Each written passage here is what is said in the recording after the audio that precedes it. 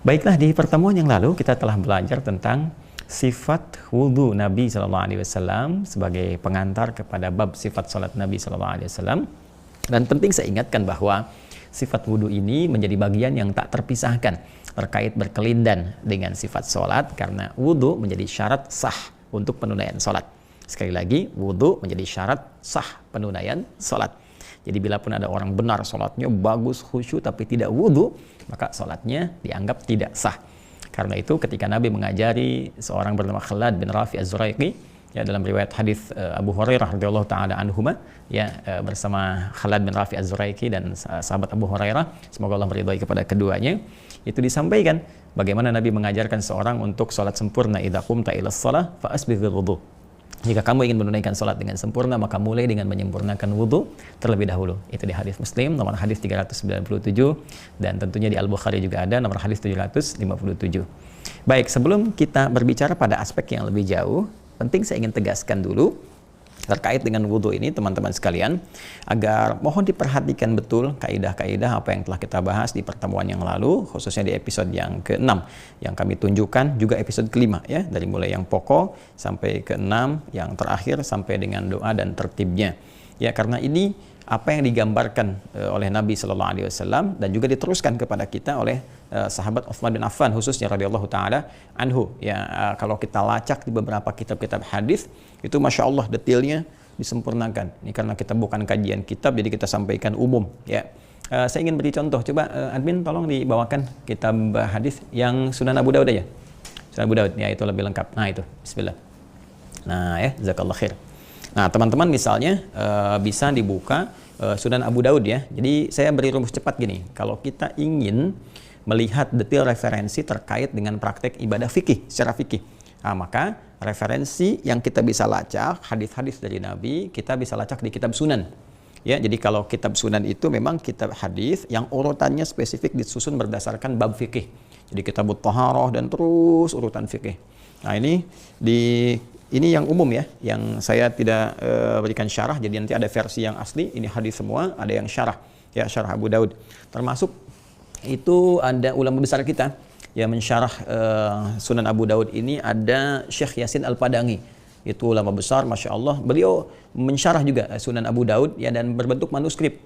Sekarang masih ada di Saudi Arabia, ya. Saya pernah dapat konfirmasi itu masih terdapat di museum, ya, Mekah kalau tidak keliru. Itu ada catatan historical manuskrip dari syarah Abu Daud karya Syekh Yasin Al-Padangi. Ya, semoga Allah muliakan beliau, muliakan kita semua, dan lahir ulama-ulama baru penerus apa yang telah beliau sampaikan kepada umat, insya Allah. Nah ini di halaman 22 saya yakin, ya, halaman 22. Nah ini sebelah kanan bawah. Nah ini betul, ya, halaman 22. Ini babnya bab yang ke-50, bab sifat wudu'in Nabi Sallallahu Alaihi Wasallam. Ya, bab sifat wudu'in Nabi Sallallahu Alaihi Wasallam. Jadi di sini diterangkan bagaimana sifat wudunya Nabi Sallallahu Alaihi Wasallam yang disampaikan oleh sahabat Utsman bin Affan radhiyallahu taala anhu. Dan ini telah saya terangkan. Ya, bahkan kalau teman-teman baca ini bagian tentang wudhu ini, nanti kami terangkan di sini yang telah kita ulas ini sama persis, baik yang sekali-sekali, dua kali, tiga kali dari basuhan atau usapan, sampai dengan apa yang telah kita tuntaskan. Ini, ya, diantara sifatnya. Nah ini kalau kita kerjakan, nggak main-main, ya, teman-teman sekalian. Kalau kita kerjakan, ini saya bacakan bagian hadisnya, ya. Bismillahirrahmanirrahim. Qala haddatsana Al-Hasan ibn Ali Al-Hulwani haddatsana Abdul Razzaq akhbarana Ma'mar an Az-Zuhri an Atha ibn Yazid Al-Laythi an Humran ibn Aban maula Uthman ibn Affan, ya, qala ra'aitu Uthman ibn Affan tawadda'a fa afragha 'ala yadayhi thalathan faghasalahuma thumma tamadmad wastanthar thumma ghasala wajhahu thalathan. Ya, ini dari maula Uthman ibn Affan, namanya Humran bin Aban, ya. Ini salah satu asistennya, ya. Saya menyebut asisten, kalau di zaman dulu itu kan ada budak, ya, ada pembantu, ya. Sekarang redaksinya ada redaksi yang cukup baik, gitu kan. Jadi ada asistennya sahabat Uthman bin Affan radhiyallahu taala anhu. Qala, beliau menyampaikan, saya melihat sahabat Uthman bin Affan radhiyallahu taala anhu itu berwudu. Ya, kemudian beliau fa'afraqa 'ala yadayhi thalathan, beliau memulai, ya, mengondisikan air dengan tangannya, kalau kita menyela-nyela seperti ini, ya, 3 kali. Faghasalahuma, dan membasuh, ya, ini di jemari ini, ya, keduanya di telapaknya. Kemudian tamadmad, kemudian berkumur-kumur seperti yang telah kita terangkan. Wastanthar, kemudian istintar, ya, sambil berkumur-kumur menghirup sebagian ke hidung seperti yang telah kemarin kita terangkan. Tsumma ghasala wajhahu thalathan, kemudian membasuh wajahnya Ya, 3 kali seperti yang kita praktekkan kemarin. Wa ghassala yadahul yumna ilal mirfaq thalathan. Kemudian beliau membasuh tangan yang kirinya sampai dengan siku 3 kali. Nah, ini jelas yang kemarin kita praktekkan. Tsummal yusra, kemudian yang kiri. Nah, seperti yang saya tegaskan kemarin kan, mulai dengan kanan dulu, lalu setelah itu 3 kali selesai ke kiri, ya. Jadi saya kurang sependapat atau jarang mengerjakan dan tidak mengerjakan yang bolak-balik, kanan dulu, kanan dulu, kiri dulu, tidak. Ya, jadi apa yang saya acukan mengacu pada keterangan-keterangan dari hadis-hadis dan juga pokoknya dari Al-Qur'anul Karim. Jadi 3 kali selesai kanan, baru kemudian kiri. Mithla dzalika tsumma masaha ra'sahu. Kemudian beliau mengusap kepalanya seperti yang kami terangkan kemarin. Tsumma ghassala qadamahu al-yumna thalathan tsumma al-yusra. Kemudian beliau membasuh kakinya yang kanan 3 kali, kemudian yang kiri, ya seperti yang kami terangkan kemarin. Nah, ini poinnya. Tsumma qala, kemudian beliau sendiri yang menyampaikan, Utsman bin Affan radhiyallahu taala anhu. Ini menantu Nabi, orang yang sangat mulia, malaikat malu kepada kemuliaan beliau, ya. Ra'aitu Rasulullah sallallahu alaihi wasallam tawadda'a mithla wudu'i hadza. Ya, saya ini menyaksikan Nabi sallallahu alaihi wasallam berwudu. Ya, wudunya seperti yang aku lakukan ini. Ya, jadi beliau melihat Nabi berwudu, ditiru oleh Utsman menyampaikan kepada kita melalui asistennya tadi bahwa aku melihat Nabi SAW pernah berwudu. Bagaimana wudunya? Ya, seperti yang aku kerjakan ini. Ini yang aku kerjakan hasil dari melihat Nabi SAW, sama persis seperti itu. Ya. Tsumma qala, kemudian beliau berkata, lihat baik-baik. Man tawadda'a mithla wudu'i hadza. Ya, kata Nabi SAW, beliau bersabda, siapa yang berwudu seperti wuduku ini, kan? Thumma shalla rak'ataini, kemudian dia menunaikan salat 2 rakaat, la yuhadditsu fihi ma nafsahu, dan dalam menunaikan salat itu dia khusyuk, dia tunaikan, ya, tidak kemana-mana, tidak berbicara kepada dirinya sendiri tentang berbagai hal yang di luar salat dan seterusnya. Ghafarallahu lahu ma taqaddama min dzambi, maka Allah memberikan apresiasi kepadanya, berkenan mengampuni dosa-dosa yang pernah ia kerjakan dalam hidupnya. Masya Allah, ini hadisnya sahih teman-teman sekalian, ya sahih, dan ini banyak catatan-catatan di sini terkait dengan redaksi-redaksi di tempat-tempat yang lain para rawi yang meriwayatkan seperti di Ibnu Majah, gitu kan. Nah, itu ada di nomor hadis 285 dan beberapa di At-Tirmidzi juga ada, gitu kan, di An-Nasa'i juga ada, dan bisa kita lacak. Ya, termasuk di Al-Bukhari, ini ya, disebutkan juga di Al-Bukhari, ya, nomor hadis 160, 164. Di sini cukup bagus. Jadi dikaitkan juga referensi-referensi terkait, ya, yang mungkin didapatkan di hadis-hadis lain. Nah, jadi saya ingin katakan teman-teman sekalian, ini wudu itu bukan perkara sembarangan. Ya, jadi kebersihan fisik, kebersihan jiwa itu begitu diapresiasi, ya, oleh Nabi Shallallahu Alaihi Wasallam. Dan diberikan sesuatu yang terindah oleh Allah Subhanahu wa taala. Jadi ternyata ya dampak dari wudu itu yang membersihkan keadaan diri kita, menyucikan keadaan jiwa kita, sehingga dengan keadaan bersih ini orang elok memandang kita, enak kita dalam berinteraksi. Kemudian dari bersihnya jiwa ini menjadikan keadaan diri kita itu bisa menampilkan hal-hal mulia dalam kehidupan. Kan saya pernah katakan di pertemuan lalu, ya, wudu itu proses dari takhalli, menepikan hal-hal yang kotor, membuang yang kotor dari proses taubat itu, kan. Kemudian setelah itu tahalli, menghiasi dengan yang baik-baik, ya, berjanji untuk meninggalkan yang buruk-buruk, kemudian mengisi dengan yang baik-baik. Lalu tajalli, menampakkan hasil wudu itu dalam aktivitas kehidupan kita. Nah, ini dihargai betul. Begitu Anda menunaikan wudu selesai, kemudian kata Nabi SAW, Anda sholat 2 rakaat. Ini 2 rakaat ini apa saja umum sifatnya. Ya, bisa tahiyatul masjid misalnya, atau kalau nggak sedang di masjid, Anda di rumah wudu, kemudian sholat duha misalnya 2 rakaat, atau bahkan menyengaja sholat wudu. Sholat wudu itu sholat yang ditunaikan setelah berwudu. Ya, ini umum seperti tahiyatul masjid. Jadi semua sholat yang ditunaikan di masjid 2 rakaat, ya, itu tahiyatul masjid. Apapun sholatnya. Kalaupun tidak ada sholat yang khusus, misalnya saya masuk ingin subuh, langsung masuk subuh. Karena misalnya pas saya masuk, di situ imam sudah bangkit untuk sholat subuh, kan? Atau misalnya ketika kita masuk ke situ, ya dalam keadaan waktu duha. Jadi kita tunaikan duha, pertama kali sholat di dalam masjid, 2 rakaat misalnya, maka itu sudah termasuk dalam kategori tahiyatul masjid. Kalaupun tidak ada sholat yang khusus, ya seperti zuhurkah misalnya yang 4 rakaat, ya kan, sudah mencakup lebih daripada 2, ataukah subuh yang memang jelas-jelas 2, atau seperti tadi sunnah duha dan sebagainya, tapi kita ingin menyengaja ke masjid, kemudian kita sholat 2 rakaat, sudah masuk tahiyatul masjid, ya, dari nama umum yang disampaikan. Sama sholat wudu juga begitu. Jadi kalau kita ingin menyengaja sholat, kita berwudu, sholat, maka sholatnya maka dengan sholat wudu. Nah, cara menunaikannya adalah tunaikan dengan sepenuh keikhlasan kita, bawa hasil dari wudhu kita, bertobat kepada Allah, kan? Dan jangan bawa dunia dalam sholat kita. Artinya, mohon maaf, jangan mikirin tentang dunia, tentang proyek, tentang apa. Kita istighfar, kita minta kebaikan pada Allah, khusus sholat 2 rakaat, maka Allah berkenan mengampuni dosa kita. Jadi, ini sudah otomatis dah ya. Orang taubat dalam wudhu, datang kepada Allah, menyampaikan hasil taubatnya, berjanji berbuat baik, diampuni kalau benar apa yang dia lakukan. Jadi bukan sesuatu yang ringan, sesuatu yang biasa, termasuk doanya. Nanti kalau kita gali lagi di kitabnya, bagaimana sahabat Umar bin Khattab menyampaikan dan membimbing kepada kita petunjuk Nabi SAW ketika beliau menyampaikan pada para sahabat, itu kan, siapa yang berdoa, gitu kan, siapa yang berwudu, man tawadda'a fa ahsanal wudu, siapa yang kemudian berwudu lalu menyempurnakan wudunya, bima makna, bima qala Rasulullah SAW kama qala, ya, beliau sampaikan siapa yang berwudu dan menyempurnakan wudunya. Ini yang paling menarik teman-teman sekalian. Lantas kemudian ia berdoa, bermohon kepada Allah dengan menyampaikan asyhadu an la ilaha illallah wa asyhadu anna Muhammadar Rasulullah. Baru dia syahadat itu saja, ghufira lahu ma taqaddama min dzambih. Ya, kalau benar itu wudunya, maka terampuni dosa-dosa yang pernah ia kerjakan sebelumnya.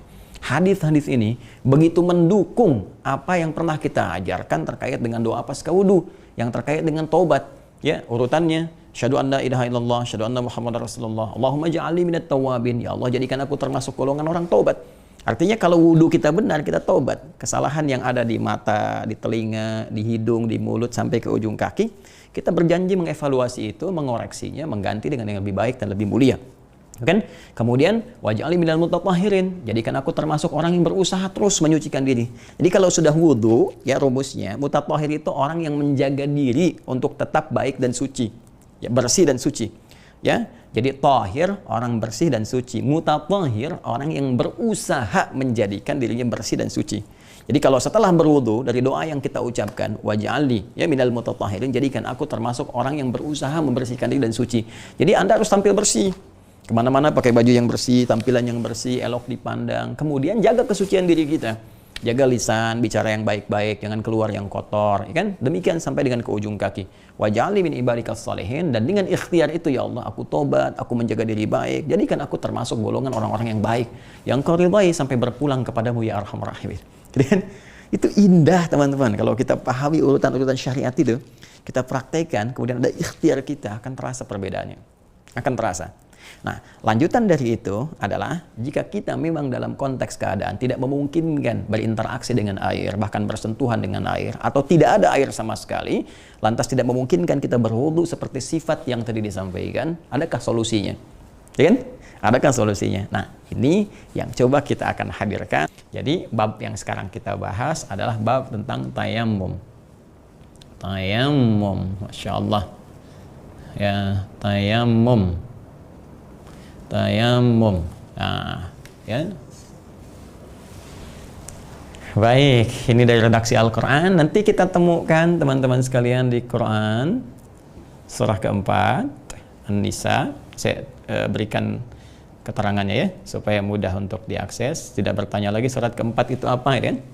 An-Nisa ayat 43. Kemudian nanti terkait dengan gabungan wudhunya Quran surah kelima, Al-Maidah. Masih di surat yang sama yang kemarin kita uraikan di ayat yang ke-6. Ya. Baik. Nah, kita akan urai dulu sampai memahami betul apa yang akan coba kita dalami. Jadi saya lebih concern kepada pemahaman. Menghafal itu bagus, tapi memahami itu lebih utama. Baik ya? Jadi dengan pemahaman itu kita bisa menunaikan dengan baik. Jadi tolong sabar ya. Mohon izin sabar kalau belajar dengan saya khususnya. Jadi saya akan mencoba mengurai sampai ada detil tertentu yang menjadikan kita lebih mengetahui dengan luas sifatnya. Nah, sekarang apa itu tayammum? Ya, tayammum. Tayammum ini kita uraikan. Selalu kita uraikan dari dua sudut pandang dulu ya. Pertama secara bahasa, etimologi, ya bahasa atau loghatan atau etimologi. Kemudian istilahan. Ya. Jadi secara bahasa itu adalah pemaknaan suatu kata dalam konteks kebahasaan secara umum yang bisa mengandung arti luas. Ya, seperti di bahasa Indonesia sering kali saya misalnya ilustrasikan dengan kata bisa. Bisa itu kan maknanya luas. Ya, bisa itu dapat, mampu, bisa jadi juga berarti racun kalau di kita arahkan misalnya kepada hewan tertentu yang punya bisa, itu awas, bisa ularnya berbahaya, ya kan? Nah, itu racun yang dimaksudkan itu kan. Saya bisa mengerjakan itu, mampu, dapat, ya. Ular itu bisa mengeluarkan bisa. Ya. Bisa yang pertama dengan yang kedua bisa beda. Jadi secara kebahasaan bisa luas. Nah, oleh karena itu secara bahasa tayamum itu bisa diartikan dengan al-qasdu, ya, al-qasdu. Atau at-tawajjuh, menuju pada sesuatu. Ya. Asal kata tayamum yaitu secara bahasa itu berarti al-qasdu atau at-tawajjuh, menuju untuk mengerjakan sesuatu. Ya, al-qasdu ini sebenarnya banyak diwakili dalam kata-kata bahasa Arab, cuman diksinya itu, ungkapan katanya itu punya penekanan berbeda-beda. Jadi di bahasa Arab itu menarik ya, ada kaidah ziyadatul mabna tadullu ala ziyadatil ma'na. Jadi perbedaan satu harokat saja itu bisa menjadikan artinya tidak sama, apalagi kata yang berbeda. Misalnya al-hajju, haji itu juga secara bahasa mengandung arti al-qasdu. Cuman penekanannya, itu berbeda dengan kalimat ini misalnya at-tayammum. Kalau haji, al-hajju fil lughatan al-qasdu, ya, haji itu secara bahasa menuju, mengarah gitu kan. Mengarah apa maksudnya? Ini terambil dari kata hajjah, seakar juga dari kata hajjah ya. Al-hajju itu punya akar kata. Kalau kita turunkan lebih dalam lagi secara fikih logoh, nanti akan ada hybrid ya dari kata hajjah, suatu yang kebutuhan. Jadi kenapa haji disebut haji? Karena kita akan menuju satu ritual yang seluruh hikmahnya menjadi kebutuhan dalam hidup kita. Itu maknanya. Jadi kalau Anda kemana mau haji, artinya Anda akan mengerjakan suatu ibadah yang besar, yang semua isinya itu punya hikmah untuk kebutuhan hidup kita. Kita butuh itu. Ya, apa hikmah di balik tawaf? Apa hikmah kita di balik wukuf di Arafah? Apa hikmah lontar jamarat? Itu ada maknanya. Bukan sembarangan Anda datang jauh-jauh, ya sudah keluar uang banyak, tenaga, mental, pikiran, macam-macam, tapi nggak dapat isinya, rugi Anda. Secara fikih benar. Ya, secara fikih benar, alhamdulillah kewajiban selesai, tapi makna yang tidak kita dapatkan dalam kehidupan menjadikan kita nggak mendapatkan hasil keistimewaan yang bisa kita dapatkan bahkan saat di dunia. Nah, at-tayammum, teman-teman sekalian, ini juga menuju mengerjakan sesuatu untuk menyempurnakan satu hal. Ya, untuk menyempurnakan satu hal. Tayammama ya tayammamu tayammuman, gitu kan? Menuju mengerjakan pada sesuatu untuk menyempurnakan satu hal.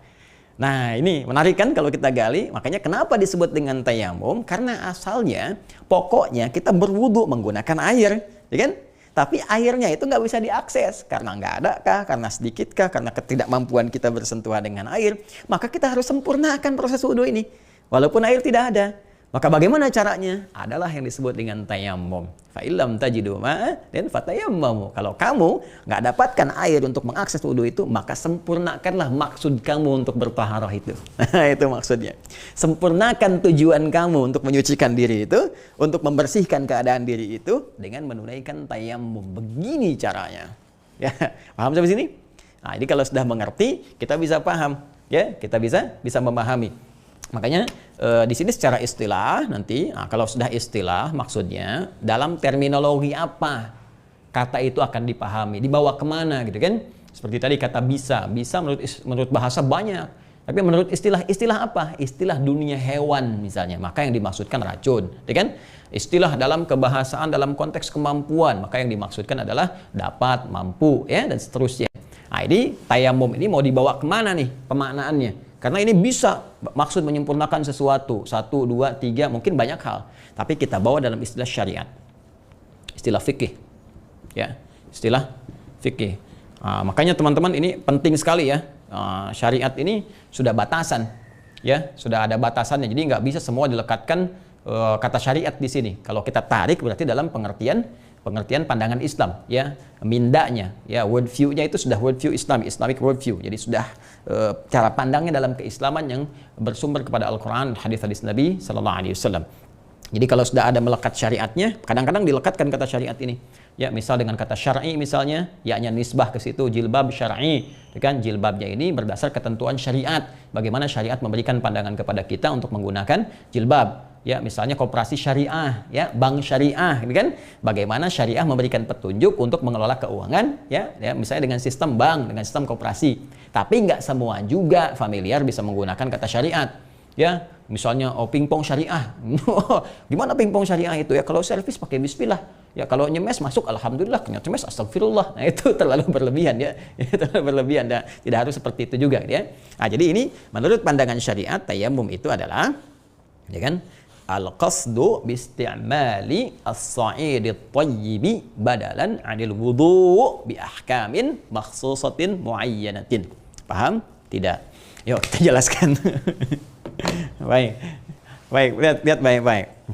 Ya, al-qasdu adalah upaya atau maksud untuk menyempurnakan ya sesuatu hal, dalam konteks ini wudu tadi yang dimaksudkan, biisti'mali as-sa'id at-tayyibi, dengan menggunakan debu yang bersih ya, debu yang bersih atau melekat di tempat yang bersih dan suci.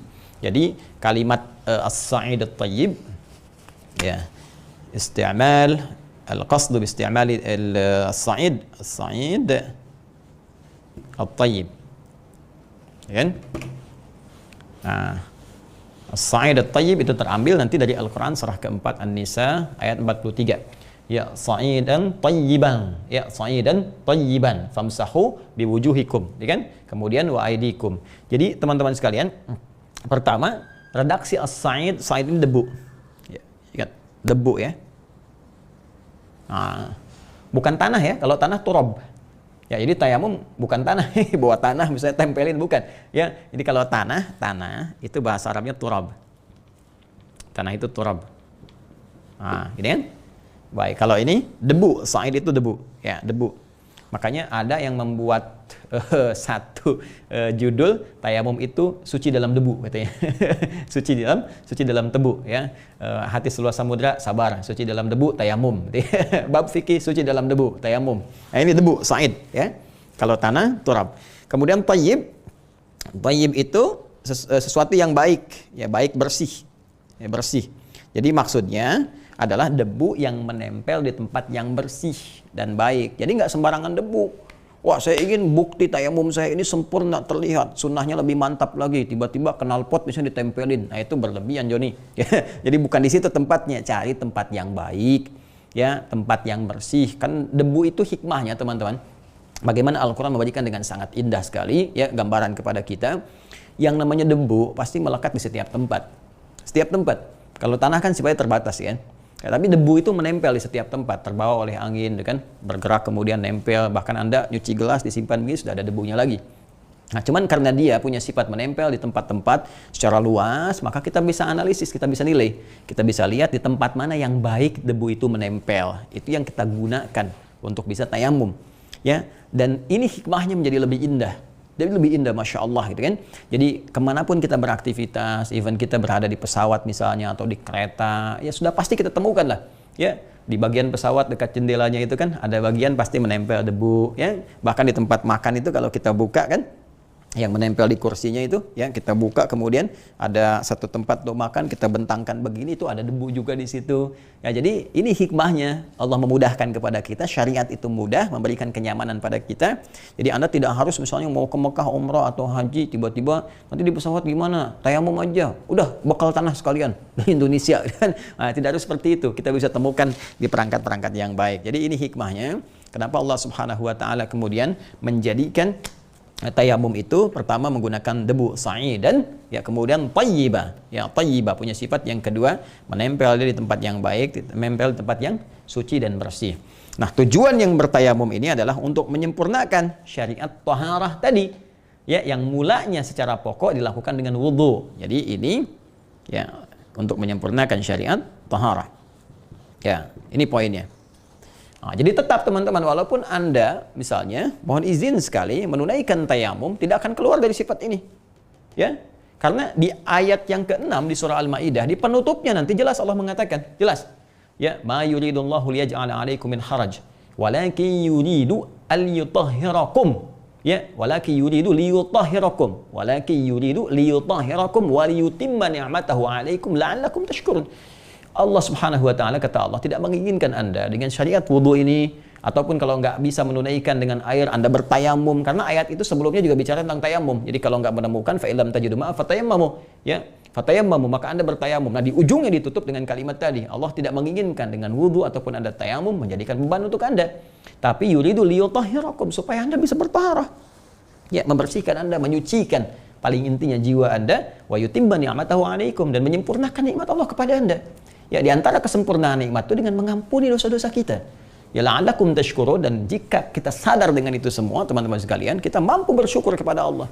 Syukur ya Allah, dosa diampuni. Syukur ya Allah, alhamdulillah, keadaan kita menjadi baik. Syukur ya Allah, kemuliaan kita dapatkan.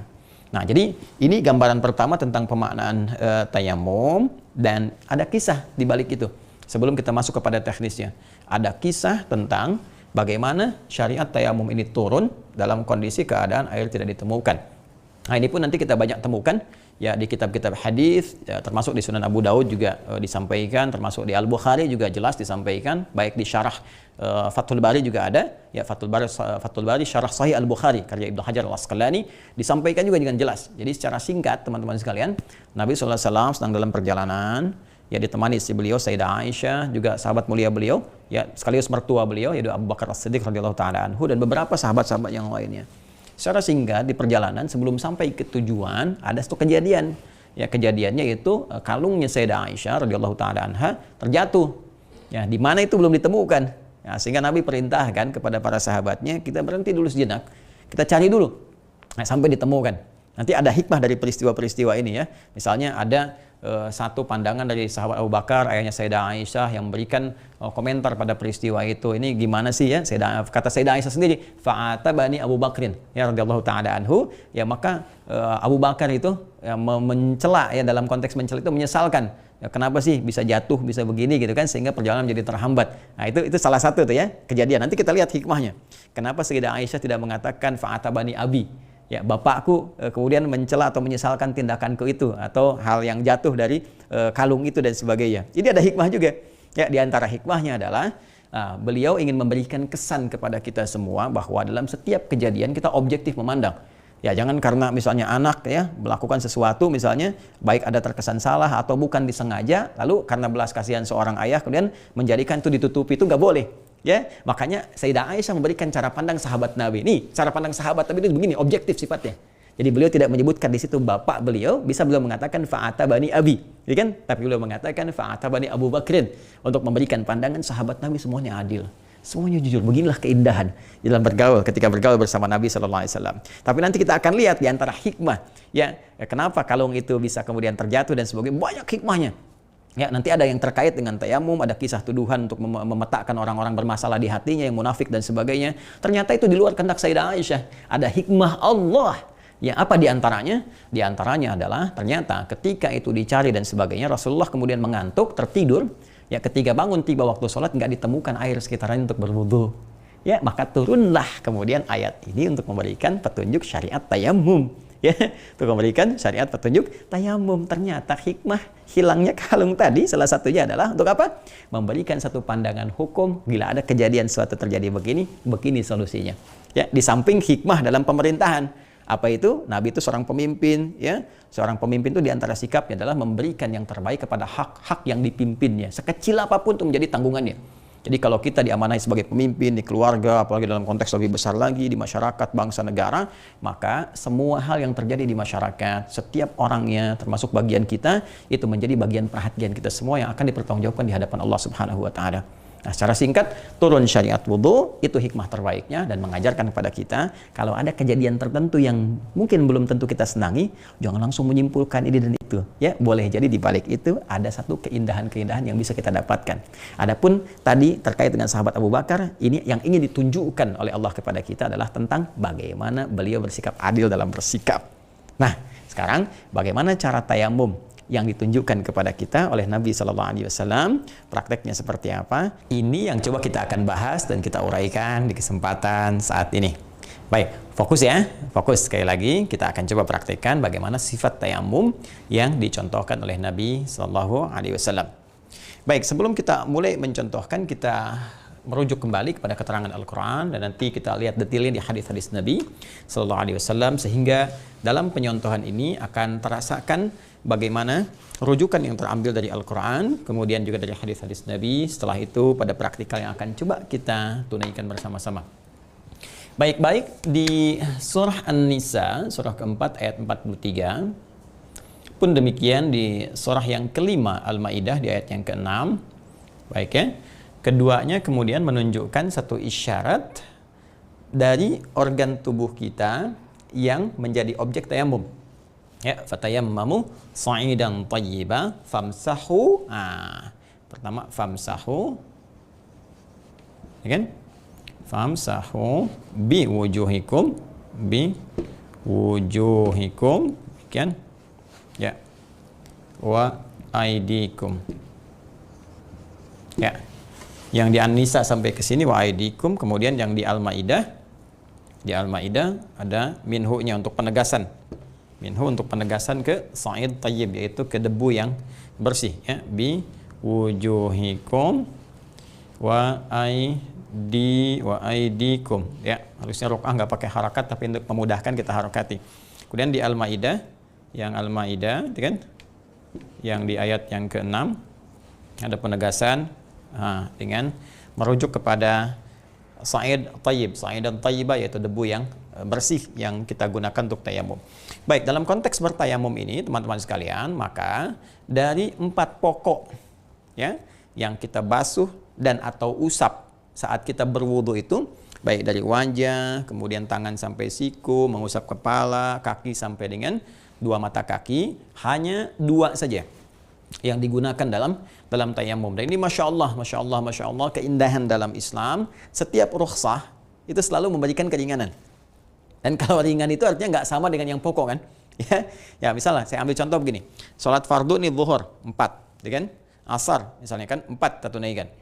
Lalu kita dalam kondisi tertentu, ya, misalnya saya nih dari Bekasi pengen ke Bandung, macet tuh kan dan sebagainya, dari zuhur mau berangkat, tiba kemudian diprediksi ini boleh jadi nyampenya maghrib nih. Ya, jadi asar agak kesulitan. Maka di kilometer tertentu, misal kita ambil kilometer 57 misalnya, ya, kita mampir ke masjid, sholat, kita tunaikan jamak dan qasar. Ya, qasar itu kan keringanan kita, rukhsah kita kan, karena kondisi yang berat itu, ya, yang memungkinkan sampai ke Bandung nggak bisa menunaikan sholat asar, kita kemudian mendapatkan rukhsah, keringanan berupa qasar, pengurangan, ya, pengurangan dari yang pokok, yang tadinya pokoknya 4 ditunaikan menjadi 2. Ya, pun demikian, coba lihat, ya, dalam wudu ada 4 yang pokok kan, ya, dari yang wajah, kemudian tangan sampai siku, kepala dan kedua mata kaki, ya, kaki sampai kedua mata kaki, ya. Nah, coba lihat, ada 4 kan? 1, 2, 3, 4 kaki sampai kedua mata kaki. Dari 4 ini, ketika kita mendapatkan rukhsah keringanan karena tidak mendapati akses dengan air atau interaksi kita sulit dengan air, maka tayamumnya pun mendapatkan rukhsah jadi 2. Ya, dari 4 jadi 2. Apa itu? Biwujuhikum, wajah.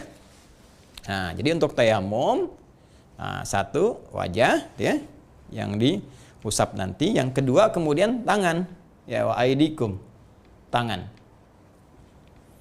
Nah, jadi dari yang tadinya 4, wajah, tangan sampai siku, kemudian kepala, lalu kaki sampai kedua mata kaki, sekarang menjadikan ringan kepada kita untuk tayamum, diringankan cukup wajah dengan tangan saja.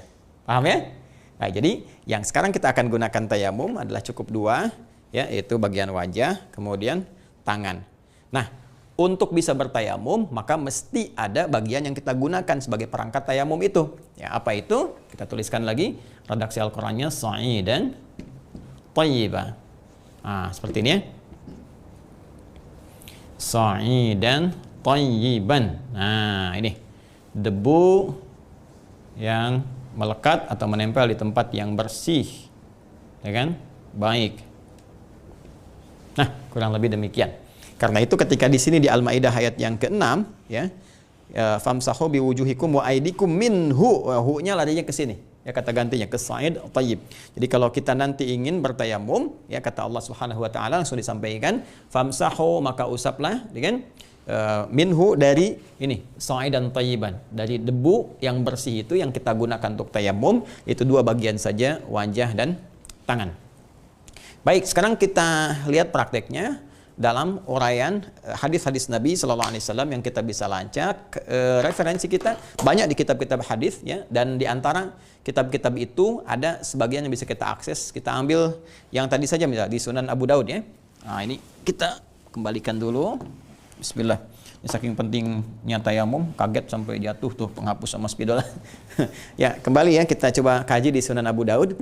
Di sini saya kalau mengaji untuk yang terkait fikih, ya, misalnya tadi tentang sifat wudhu atau taharah secara umum, atau kemudian juga setelah itu ada bab sholat dan seterusnya, maka kitab sunan itu akan lebih spesifik. Ya, kitab sunan lebih spesifik di antara kitab sunan yang setidaknya bisa memberikan referensi baik bagi kita, yaitu Sunan Abu Daud. Nanti ada juga yang lain, Sunan Nasai, Sunan Tirmidzi dan sebagainya. Sunan Abu Daud ini yang coba kita bisa akses. Bismillah, tayamum 52 kalau nggak salah halamannya. Halaman 52, babnya kalau nggak keliru 1, 2, 3. Gampang ngapalinya tuh. Bab 123, 1, 2, 3. Nah, kanan atas kalau nggak keliru. Bismillah. Halaman 52. Benar. Benar ya? Ini ya teman-teman sekalian ya. Halaman 52 di kanan atas, ini babnya, bab 1, 2, 3. 123. Babut tayammumi, di bab tentang tayamum. Hadis nomor 317. Baik ya? Nah, ini dibuka dengan kisah dulu yang tadi telah saya sampaikan. Kisah awalnya bagaimana tayamum itu disyariatkan dari mulai perjalanan Nabi tadi yang telah saya uraikan, dan Sayyidah Aisyah kehilangan kalungnya, ada yang menyebut liontinnya gitu kan. Kemudian setelah itu dicari, Nabi SAW kemudian istirahat, kemudian tertidur, dan ketika bangun tiba waktu salat mencari air, sulit mengaksesnya, lalu turunlah kemudian syariat tayamum itu. Nah, pada hadis ini kita akan perhatikan teman-teman sekalian beberapa gambaran untuk bisa menggunakan tayamum ini sesuai dengan petunjuk Nabi Sallallahu Alaihi Wasallam. Sebelumnya, penting saya uraikan kepada teman-teman sekalian, ketika Al-Quran memberikan gambaran kita untuk praktek tayamum, maka diksi yang digunakan adalah masaha, famsahu. Masih ingat ya, dalam bab wudu yang pernah saya terangkan, di ayat yang sama, ayat yang ke-6 surah Al-Maidah, ketika Allah meminta kita membasuh wajah dalam wudu kan pakai ghussalah. Ya, kepala kan pakai masaha. Jadi saya tidak perlu terangkan lagi tentang masaha. Jadi artinya di situ mengusap, ya, mengusap bukan membasuh. Nah, ini saya ingin tunjukkan betapa detilnya ya diksi Al-Qur'an ini. Kalau bukan firman Allah mustahil begini. Mustahil ya. Kalau redaksinya fagsilu wujuhakum, tuh ambil debunya yang banyak, kumpulkan sehingga masanya gamnya tumpahkan di wajah. Tapi karena masaha ini mengusap, berarti nggak banyak kadar debu yang didapatkan, dan seperti apa prakteknya bisa kita kemudian dapati. Nah, di hadis ini ada banyak variasi, nanti secara umum saya sampaikan kepada teman-teman bagaimana caranya, tapi kita ingin ambil dulu ya beberapa redaksinya. Baik, kita lihat misalnya. Qala haddatsana Ahmad bin Shalih haddatsana Abdullah bin Wahab akhbarani Yunus an Ibnu Syihab an Ubaidillah bin Abdullah bin Utbah haddatsahu an Ammar bin Yasir. Nah, ini Ammar bin Yasir ini yang paling utama meriwayatkan hadis tentang tayammum, dan nanti versi-versi setelah itu banyak sampai kepada kita ya untuk kemudahan-kemudahan dalam bertayammum. Kemudian annahu kana yuhadditsu annahum tamassahu wa hum ma'a Rasulillah sallallahu alaihi wasallam. Beliau menyampaikan informasi bahwa beliau pernah bertayamum ya, dan bagaimana dipraktikkan pada saat itu mengusap ya, mengusap dalam tayamum sebagai pengganti wudu ketika mereka bersama Rasulullah sallallahu alaihi wasallam bis-sa'idi, dengan menggunakan debu ya yang bersih tadi, li salatil fajri ya, untuk menunaikan salat subuh ya, salat fajar. Baik, jadi Ammar bin Yasir menyampaikan informasi, beliau pernah bersama beberapa sahabat Nabi Sallallahu Alaihi Wasallam ketika akan menunaikan salat fajar, salat subuh, kemudian bertayamum ya, dan mengusap dengan bagian debu yang bersih, yang baik, bagian-bagian anggota yang akan diusap dalam tayamum itu. Fadarabu bi akuffihimus sa'ida. Ini maka yang pertama, darabu itu menepukkan. Ya, daraba yadribu itu maknanya luas ya, awas hati-hati. Jangan selalu diartikan memukul. Hati-hati. Daraba itu bisa memberi contoh. Ya, daraballahu mathala. Innallaha la yastahi ay yadriba mathala. Ya, Quran surah kedua Al-Baqarah ayat ke-26 misalnya. Allah tidak akan merasa sungkan untuk memberikan contoh kepada kalian yang menegaskan keesaannya, kekuatannya, keagungannya, walaupun yang diberikan contoh adalah misalnya tentang penciptaan nyamuk, yang walaupun sekecil itu pun pasti ada manfaat dan hikmah di balik itu semua. Jadi daraba itu memberi contoh. Ya, daraba itu bisa berarti memukul yang ringan, ya, menepuk juga bisa. Nah, ini penting ya saya sampaikan karena nanti ada beberapa yang belum memahami detail bahasa Arab, jadi agak terlalu sembarangan ya. Saya katakan dalam tanda petik, mohon maaf, sembarangan dalam memaknai sesuatu. Seperti anak misalnya kan dalam usia 7 tahun, maaf lompat sedikit ya, dia diajarin sholat ketika usia 10 tahun, dia kemudian sulit misalnya diajak sholat, maka diterjemahkan pakai terjemahan pukulah. Padahal fadribu di situ bisa berarti bukan berarti dipukul dengan konteks pukul, tidak. Ya, bisa berarti memberi pelajaran, memberi contoh kepada dia yang membuat dia mengerti. Ya, dan memberi pelajaran contoh itu bisa luas. Ya, tahan uang sakunya, ya tahan dari makanan kesayangannya, bisa begitu contohnya, ya. Atau dengan yang ringan ditepuk, nggak boleh begitu, ayo sholat. Nanti kalau nggak sholat, nah uang jajannya Mama kurangi. Kok uang jajannya Mama kurangi? Karena uang itu kan dari Allah yang kasih. Sekarang kita harus berterima kasih. Kalau adik nggak berterima kasih sama Allah, pasti Allah kurangi nanti rezekinya. Bagaimana? Nah, gitu caranya. Bukan berarti mana sapu. Tidak begitu ya. Jadi pemaknaan kepada syariat itu penting. Jadi belajar itu meluaskan wawasan kita. Ya, termasuk nanti di kasusnya misalnya surah An-Nisa, ya, pembahasan dalam kasus konteks ini pembahasan. Ada kasus perbedaan pendapat suami dengan istri gitu kan. Diidentifikasi salah satu pasangan bertindak sesuatu yang tidak pantas kan. Maka apa yang terjadi nanti di Quran surah keempat An-Nisa ayat 34 ada banyak hal fa'idhuhunna gitu kan. Wahjuruhunna fil madaji' wadribuhunna. Nah, itu di situ jangan diartikan mukul macam-macam dalam konteks yang kekerasan sehingga masuk KDRT gitu kan. Kekerasan dalam rumah tangga, bukan itu poinnya ya. Membuat dia mengerti, kasih pelajaran, kasih contoh, tahan uang belanjanya, pisahkan dulu supaya dia mengerti ya. Kalaupun terpaksa misalnya harus memberi pelajaran sampai dia paham ya, menepuk begini sampai kan. Makanya para ulama mengartikan darbul khafif ya, ghairu mujrih ya, satu teguran, tepukan yang ringan yang tidak melukai ya. Jadi bukan mubarrah, jadi sesuatu yang melukai gitu ya. Itu ya apa namanya yang harus kita garis bawahi. Nah, kesini teman-teman sekalian kita terjemahkan apa namanya fadarabu biakufihim, maka mereka memulai tayamum itu dengan menepukkan telapak tangannya. Jadi ini yang digunakan ini pertama. Ya, ini yang kita gunakan. Nah, kemana kita tepuknya? Ke tempat yang bersih tadi. Ya, bisa jadi misalnya ini di sini ada tembok kan, kita bisa lihat ya, bisa ke tembok. Nah, kita tunjukkan. Bismillah, izin saya simpan ini begini. Kemudian saya tepukan misalnya, begini ya teman-teman sekalian. Nah, gini. Ya. Nah, jadi lihat ini bersih ya, bersih. Yang ini kan kalau ini kan kotor tuh, ada tulisan walaupun ini ada debu ya, tapi nggak harus dipaksakan. Saya begini nanti begitu ditempelkan ke tempatnya, ke wajah misalnya kan jadi apa tuh bahasa Italinya cemong ya. Cemong kotor ya. Jadi ini ya teman-teman sekalian, bismillah. Jadi begini ya. Nah, ini fadarabu biakufi, maka mereka menepukkan dengan telapaknya seperti ini ya. Teruskan dulu hadisnya ya, teruskan dulu, nanti baru kita lanjutkan. Jadi supaya keterangan kita mengacu kepada hadisnya. Bismillah, teruskan teman-teman sekalian. Fadarabu biakufihim as-sa'ida thumma masahu wujuhahum mashatan wahidah. Kemudian setelah itu, setelah tadi ditepukan tadi sekali ya. Nah, itu kemudian diusapkan ke bagian wajahnya, sekali usapan.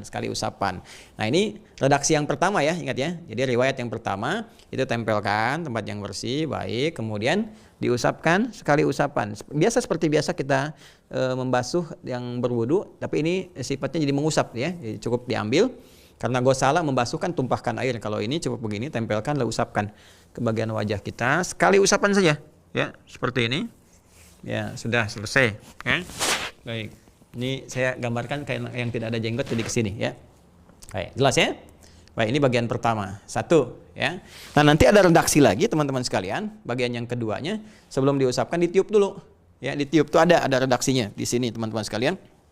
Nomor hadis 324 ya. Haddatsana Muhammad bin Bashar, haddatsana Muhammad ya'ni Ibn Ja'far, akhbarana Syu'bah an Salamah an Dharnin an Ibni Abdurrahman ibn Abza an abihi an Ammar. Ya, hadhihi al-qissah فقال إنما كان يكفيك وضرب النبي صلى الله عليه وسلم بيده إلى الأرض ثم نفخ فيها. Jadi di versi riwayat yang lain adalah Nabi Shallallahu Alaihi Wasallam pernah menyontohkan menepukkan kemudian ya ke tanah ya, atau tempat yang baik suci seperti tadi kita misalnya. Kemudian sebelum diusapkan ditiup dulu. Wa nafakha fiha. Jadi ya. Nah, ini bukan apa-apa ya. Maksudnya ini bisa kita kondisikan, ini boleh kita ambil begini, walaupun informasi yang sama, tapi ada dua keadaan yang berbeda. Boleh jadi informasi ini menunjukkan beberapa keadaan. Bisa jadi yang pertama debunya sudah halus, baik, itu kan tidak ditempelkan di tempat biasa, sehingga tidak ada hal-hal yang sifatnya keras yang menempel. Ya, beda kan kalau kita di tembok, kemudian di tanah, walaupun bersih, ya kadang-kadang misalnya kita temukan di padang pasir atau tanah biasa, kan ada yang bagian kerasnya nempel misalnya kan. Nah, boleh jadi tujuannya untuk membersihkan dulu ya, atau untuk menghilangkan dulu yang keras-keras yang ditiupkan. Ya, sehingga tersisa yang halusnya tinggal diusapkan kepada bagian wajah. Jadi ini nggak perlu dipertentangkan, ya ini yang benar begini, yang ini bid'ah. Tidak, bukan ada kaitan bid'ah atau bukan. Ini kaitannya dengan wawasan dan informasi yang sampai kepada kita. Jadi kalau yang kita tempelkan misalnya cukup baik, ya nggak ada macam-macamnya, nggak ada yang keras-kerasnya, atau nggak ada misalnya warna tertentu yang melekat sehingga bisa mencoreng kepada wajah tertentu, ya maka ini bisa langsung tepukan, kemudian langsung usapkan. Jelas ya? Kemudian setelah itu ada juga kita bisa tempelkan, ya bisa tiupkan dulu, ya. Setelah itu baru kita usapkan seperti ini. Mashatan wahidah, sekali usapan. Ya, di sini wajar teman-teman sekalian diskusi itu termasuk di kitab hadis juga di Sunan Abu Daud. Beberapa riwayat karena menerima dari yang pertama tanpa menepuk, tanpa meniup ya, tanpa meniup. Ada juga yang mengatakan di sini, misalnya kita contohkan di sini ada kalimat tanpa meniupkan gitu kan. Nah, ini illa annahu qala lam yanfukh ya, di nomor hadis 326 kan, an Husain an Abi Malik qala sami'tu Ammar yakhtubu bi mithlihi illa annahu qala lam yanfukh. Jadi keterangan dari Abi Malik ketika menerima dari Ammar ya, Ammar mengatakan tidak meniup ya, tapi di beberapa kesempatan yang lain mengatakan ya, wa dzakara Husain ibnu Muhammad ibnu Syu'bah anil Hakam fi hadzal hadits qala daraba bi kaffaihi ila al-ardi wa nafakha ya, dan meniupkan. Nah, ini kadang-kadang begini, misal begini, saya ambil contoh ya, orang yang terbiasa mengerjakan sesuatu terus pengen menyampaikan di keadaan yang tiap berbeda, boleh jadi juga bukan melewatkan tapi karena kebiasaan ya, nih tempelkan begini udah tinggal usapkan gitu kan. Nah, boleh jadi mungkin di satu kesempatan beliau tidak menerangkan kalau misalnya cukup tidak usah ditiup karena ada sesuatu yang keras misalnya, kalau tidak ada langsung saja, atau meniupnya juga tidak perlu disampaikan keadaannya, kalau tidak ada yang keras langsung disampaikan, atau kalau ada yang keras ditiupkan, itu karena kondisional. Jadi kadang-kadang misalnya Ammar menerangkan di lingkungan sahabat yang sudah paham ya, jadi nggak perlu disebutkan niup lagi. Ada kondisi yang mungkin ketika ditempelkan contoh ada sesuatu yang melekat sehingga perlu dibersihkan dulu. Jadi ini jangan jadi perdebatan antara ditiup dengan tidak. Yang penting tempelkan. Kalau kiranya sudah kita nyaman, tinggal sampaikan saja, usapkan sekali usapan. Kalau ada sesuatu yang menempel ikut ya kita tiup untuk membersihkannya. Jelas ya? Baik, paham. Nah, kemudian setelah itu famassahu bi aydihim kulliha ilal manakib wal abat min butuni aydihim. Nah, ini yang kedua, teman-teman sekalian, setelah dari wajah kemudian ke tangan. Nah, tangan ini karena ini sifatnya umum, wa aydikum, tangan, dan kemarin saya contohkan saat wudu, tangan kan dari sini sampai sini kan? Dari sini sampai sini. Maka di sini dalam konteks tayamum ini ada 3 versi utama. 3 versi. Ada yang melihat tekstual saja begini seperti tadi hadis saya bacakan ya. Jadi mengusapkannya sampai ke sini nih. Ya, jadi ke mankib dan abad tuh di ketiak bagian sini, ya, sampai batas terujung dari tangan, terus mankib tuh sini. Ya, sejajar dengan bahu di pundak di sini. Jadi begitu tempelkan pertama ke sini, ya. Kemudian selanjutnya famassahu bi aydihim. Jadi bi akufihim sa'id maratan ukhra, fadarabu bi akufihim as-sa'id maratan ukhra. Jadi setelah dari wajah sekali, nah baru tepuk lagi sekali lagi. Ya, jadi sekali tepuk. Kemudian kalau mau tiup silahkan, atau langsung silahkan, selesai. Kemudian tepukan lagi, mau tiup silahkan, tidak silahkan, lalu kemudian ke tangan. Jadi dari sini sampai ke sini nih, ini versi pertama ya. Sampai ke sini, kemudian dibalik ke dalam. Ya, lalu kirinya, lakukan sini sampai sini, balik ke dalam. Ya. Nah, ada versi yang menyebutkan bahwa tidak kok, nggak sampai ke situ, cuman sampai ke siku aja, gitu kan? Nah, Ibnu Laitsi mengatakan mau fauqal mirfaqain, jadi bisa langsung ke di atas ini. Yang penting melewati siku, kata beliau. Jadi nggak harus nyampe sini, gitu kan? Nah, versi yang keduanya itu nggak menyebutkan sampai ke about min butuni aidihim. Jadi cuman sampai ke ini saja, ke mirfaq saja. Ya, yang ketiga versinya kalau saya perjelas, ya, ini ada semua nanti uraiannya di sini. Kalau kita bacakan satu-satu nanti nggak sampai kita ya. Nah, atau kita ambil satu hadis misalnya kan, fadhara bisyimali ala yamini wa biyamini ala shimali alal kaffaini, ya, alal kaffaini. Nah, jadi ada lagi yang mencukupkan sampai sini saja nih. Ya, sampai kaf di sini. Kaf, ya, batasannya ini nih, pergelangan. Ya, jadi tepuk sekali gitu kan. Kemudian boleh tiup, kemudian ke wajah gini. Yang kedua sampai di sini. Nah, ya. Kemudian di sini. Nah, lalu versi yang ketiga ada yang sampai siku. Jadi sampai sini, kemudian sini lagi. Nah, kemudian sampai sini. Ya. Baik, tiga-tiganya adalah kemudahan bagi kita dan kenyamanan dalam menunaikannya. Ya, karena Al-Quran memberikan gambaran yang umum sifatnya aidi, yadun, dan ini prakteknya juga pernah ada yang sampai sini, kemudian ada juga yang sampai mirfaq ya, atau sampai siku, dan ada juga yang sampai kemudian cukup di pergelangan, cukup di telapak saja sampai ke pergelangan di sini. Ya, itu tiga-tiganya dalilnya sampai kepada kita. Ternyata kalau kita gali itu kenyamanan saja, kemudahan kita. Ya, misalnya orang yang pakai bajunya lengan pendek ya, lengan pendek misalnya sampai di sini kan, taruhlah, ya dia bisa gunakan sampai sini, ya kan? Nah, atau yang pakai lengan panjang kayak saya misalnya seperti ini, kalau menyulitkan dibuka semua cukup sampai sini juga, ya. Baik, atau akhwat misalnya kan dalam keadaan sedang bepergian dan sebagainya di kereta dan sebagainya, oh kalau harus semuanya gini nggak memungkinkan kan, aurat terbuka ya, pada umumnya cukup tepukan wajah kemudian telapak kan di sini kan, ya kan? Ya, aurat perempuan kan yang boleh terbuka wajah dengan telapak kan. Jadi teman-teman bisa tinggal membasuh ini saja begini, kemudian seperti ini. Ah, itulah kemudahannya. Jelas ya? Dan jangan lupa sifatnya taharah. Jangan lupa sifatnya taharah. Jadi tetap tidak menghilangkan unsur taharahnya. Begitu Anda selesai membasuh saat mengusap ya, mengusap wajah, Anda bermohon pada Allah supaya dibersihkan wajah dari segala keburukan-keburukan, ditepikan dari debu-debu akhirat ya, yang menandakan bahwa seseorang itu banyak maksiat, itu ditandakan dengan debu-debu wajahnya menghitam. Jelek ya. Fa ammal ladzina swaddat wujuhuhum akafartum ya ba'da imanikum. Adapun orang yang menghitam kena debu-debu kotoran dosa di akhirat nanti ditanya oleh Allah, kenapa jadi menghitam? Karena kamu kufur ya. Ya, kamu banyak berbuat maksiat ya. Kita berdoa pada Allah, ya Allah hindarkan kekotoran di wajah kami di hari kiamat dari dosa-dosa ya Allah, dari keburukan. Ya Allah jadikan tangan ini tangan yang baik dan sebagainya ya, dan seterusnya. Begitu selesai, tetap berdoa kita kepada Allah, syahadu an la ilaha illallah, syahadu anna Muhammadar Rasulullah. Ya, kemudian Allahumma ja'alni minat tawabin waj'alni minat tatahhirin waj'alni min ibadikas salihin. Nah, itulah tuntaslah kemudian tayamum kita tunaikan dan selesai kemudian praktikal dari wudu telah kita bahas, kemudian tayamum sebagai pengganti dari wudu dalam kondisi-kondisi kita tidak bisa mengakses air.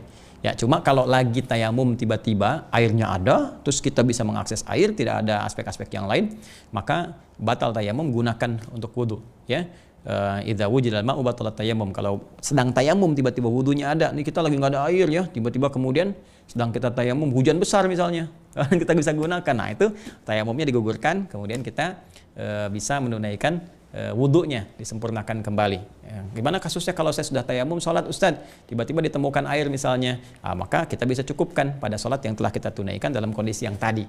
Ya, kalau kondisi yang tadi yang kita sudah selesai, maka itu sah untuk kita lakukan.